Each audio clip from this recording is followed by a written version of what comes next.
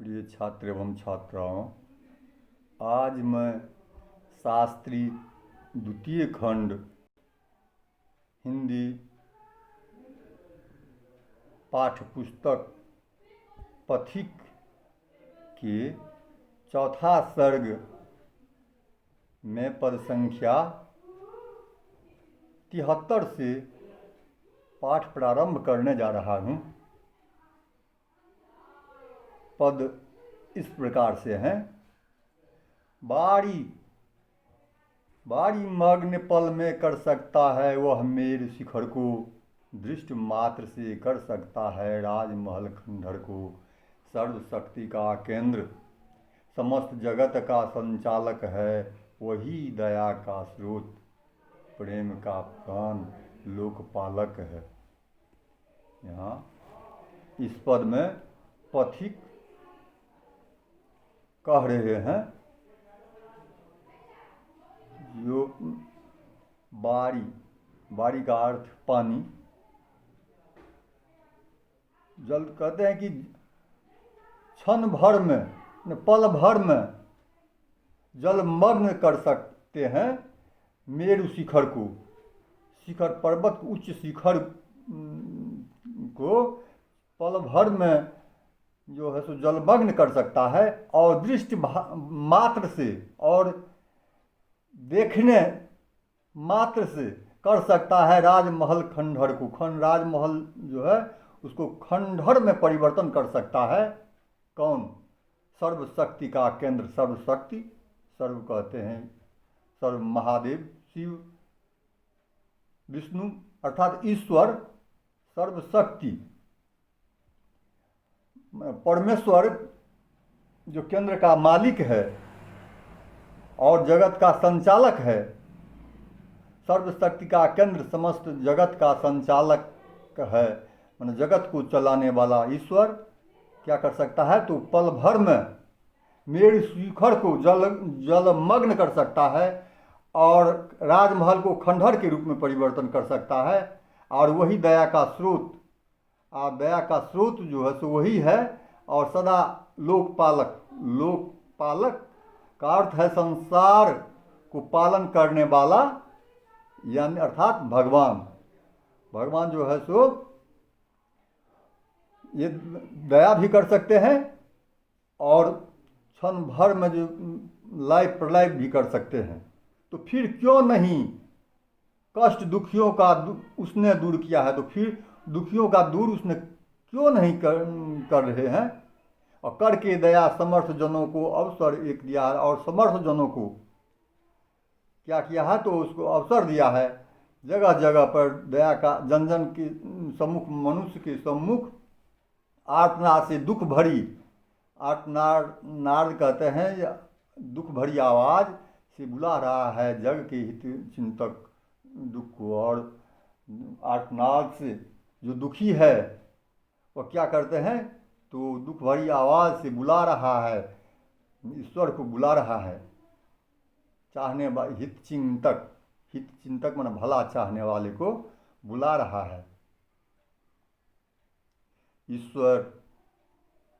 ईश्वर की प्रेरणा समझ जो मनुष्य वहाँ जाता है, कहते हैं कि ईश्वर की प्रेरणा से जो मनुष्य वहाँ जाता है, भाग्यवान सो दीन बंधु का शुभ दर्शन पाता है। कहते हो और क्या है? तो भाग्यवान है वहाँ मनुष्य जो मनुष्य वहाँ जाता है तो क्या है? तो भाग्यवान है।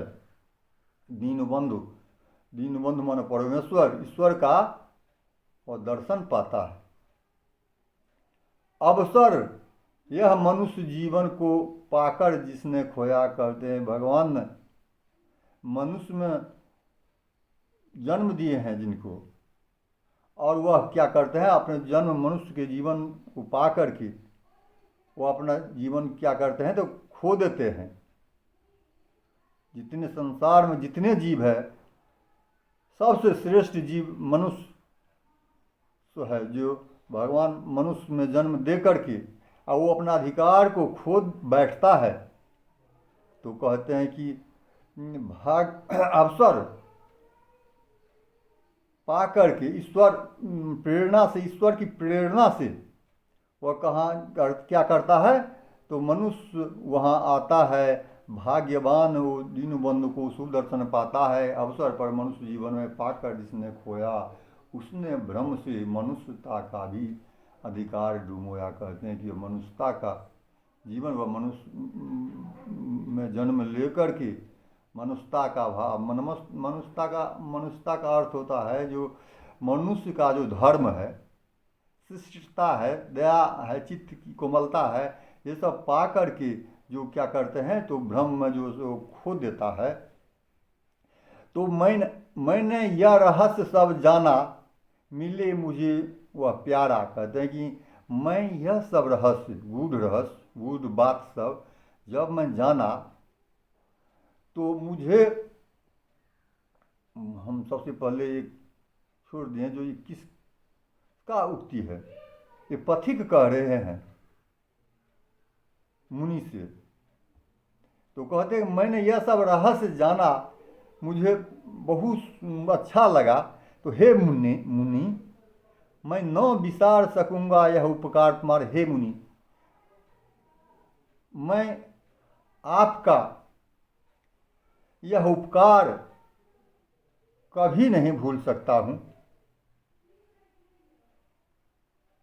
यह कह श्रद्धा प्रेम से उस बारी में पानी जल, श्रद्धा प्रेम से उसके आँखों में जल भर आया और आँख से पानी गिरने लगे। यह का श्रद्धा प्रेम बारी आनंद निमग्न नयन से मग्न होकर के आँख से आंसू झरने लगे। पथिक देखने लगा साधु को भक्ति विमोहित मन से। और पति क्या कर, भक्ति विमोहित मन से साधु को देखने लगा। इसके बाद अगले पंक्ति है, देख रहे थे चकित अकंपित, देख रहे थे चकित अकंपित। अकंपित मन अकंप, बिना कंप के, बिना डुले, मन एक स्थिर अवस्था में चित्रित दर्शक सारे चित्र, ये सब जो लीलाएं, नाटक ये सब हो रहा था, सब दर्शकगण देख रहे थे। और उसके बाद समाधि लगाकर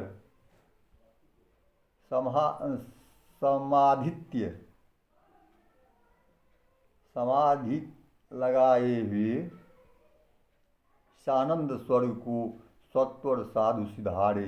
कहते हैं सानंद, समाधि तो सानंद स्वर्ग को सत्वर में शीघ्र ही साधु चले गए। इसी समय कर हाय सब लोग विकल हो भागे। सब लोग ये चित्र को, अवस्था को देख रहे थे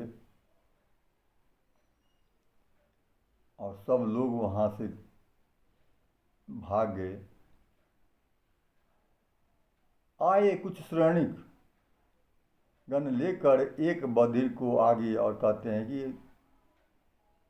उसके बाद बधी एक सब श्रेणिक गण वो पथिक को लेकर के बधिक के आगे लाए। ज्ञान शून्य हो क्रोध और अनुरोध विवश नर नारी, रह न सके उस ठौर खड़े, सह न सके दुखहारी। कहते ज्ञान शून्य सब अवाक रह गए, क्रोध और अनुरोध से विवश होकर नर नारी जो है सो सबका जो है सो माथा शून्य हो गया और वहाँ पर कोई नहीं रह सका। दुख से सब हाहाकार करते ही, कल्पते ही, गिरते पड़ते दुख से सब वहाँ से चले गए। प्राणधात्मी पीड़ा के सम्मुख से प्राणघातनी मतलब हत्यारा, प्राण लेने वाला कौन? तो बधिक की पीड़ा के सम्मुख से वहाँ से सब चले गए। उसके बाद शून्य चतुर्दिक खड़ा सामने काल स्वरूप बधिक था। इसके बाद सब तो चले जाते हैं और इसके सामने चारों दिशा क्या था? तो शून्य मन शांत था।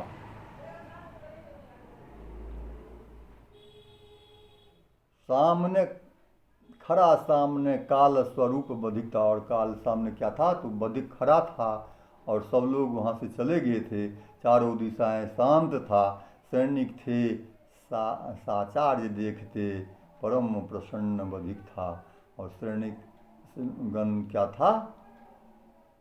तो मन साचार्य होकर के देखते थे। और पथिक क्या कैसा था? पथिक का मुद्रा था, प्रसन्न मुद्रा था।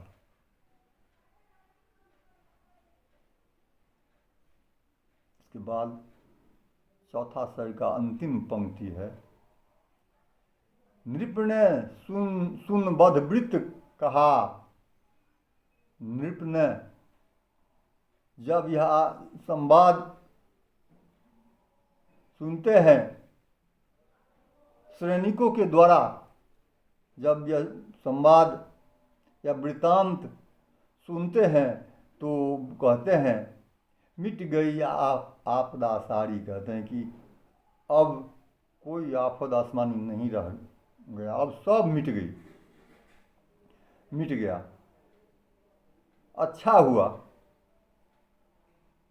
मर गए चारों पथिक साधु सुत नारी। कहते हैं कि अब मुझे राज्य में अब कोई रोक टोक करने वाला नहीं है। सब आपदा जो था, जो ग्रह था, सब मिट गया।